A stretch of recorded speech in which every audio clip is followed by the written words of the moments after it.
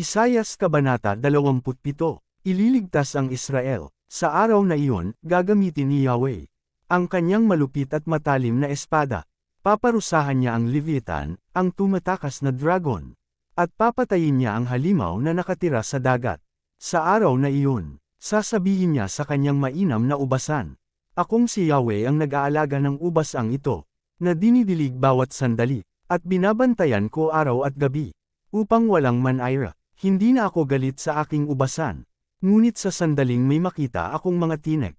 Ang mga ito'y titipunin ko, at saka susunugan. Ngunit kung nais nilang sila'y aking ingatan, ang dapat nilang gawin, makipagkasundo sa akin. Darating ang araw na mag-uugat ang lahi ni Jacob. Mamumulaklak ang Israel, magbubunga ng marami, at mapupuno ang buong daigdig. Pinarusahan ba ng Diyos ang Israel gaya ng ginawa sa mga kaaway nito? Pinatay ba niya ang mga Israelita tulad ng ginawa sa pumaslang sa kanila? Hinayaan ni Yahweh na mabihag ang kanyang bayan bilang parusa. Tinangay sila ng malakas na hangin buhat sa silangan. Patatawarin lang sila kung wawasakin nila ang mga altar, at itatapon ang larawan ng Diyos ang si Asher, at dudurugin ang altar na sunugan ng insenso.